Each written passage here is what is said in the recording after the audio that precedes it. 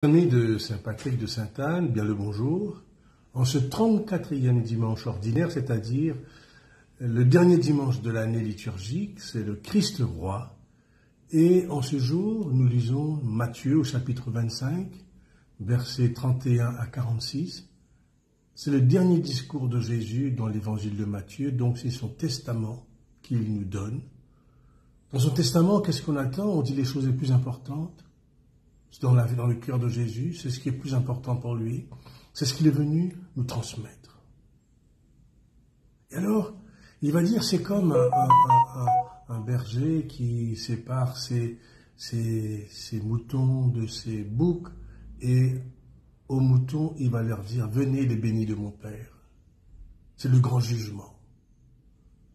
J'avais faim, vous m'avez donné à manger, j'avais soif, vous m'avez donné à boire.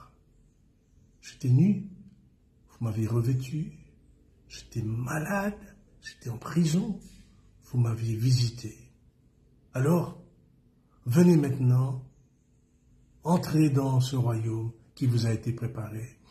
Alors ils vont dire, mais comment ça s'est passé? On ne sait pas, on n'a rien vu. Mais Jésus va dire, ce que vous avez fait au plus petit, c'est à moi que vous l'avez fait. Et bien sûr, au bouc, il va dire le contraire. J'avais faim, vous ne m'avez pas donné à manger. J'avais soif, vous ne m'avez pas donné à boire. J'étais nu, vous ne m'avez pas revêtu. J'étais malade, j'étais en prison, vous ne m'aviez pas visité. Ils vont dire la même chose. Mais quand est-ce que cela s'est passé? On n'a rien vu. En fait, vous savez, il y a des choses qu'on peut vivre et puis on ne voit rien.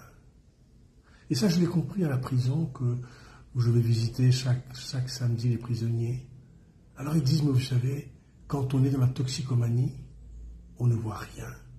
Ils disent le matin quand on se lève, on ne pense qu'à où est-ce qu'on va trouver notre dose. C'est ce qui est dans notre tête. On ne voit pas les enfants, on ne voit pas s'il manque de lait, s'il y en a un besoin, on ne voit rien. Et je crois que c'est vrai, on peut vivre sans rien voir, pour toutes sortes de raisons. Alors en ce jugement dernier, en ce jour du jugement dernier, de ce dernier dimanche, qu'est-ce qu'on peut demander au Seigneur? Que nos yeux s'ouvrent, que nos cœurs s'ouvrent pour voir là où il est. Et là où il est, c'est dans la famille. Il ne nous dit pas d'aller sous la gare et de rencontrer le mendiant. Non, il s'agit dans notre famille, on ne voit pas ce qui se passe. Alors à vous tous, je vous souhaite un bon dimanche, une bonne semaine, et nous nous retrouvons dimanche prochain pour le premier dimanche de l'Avent, pour le début de l'année. À vous tous, bon dimanche et bonne journée.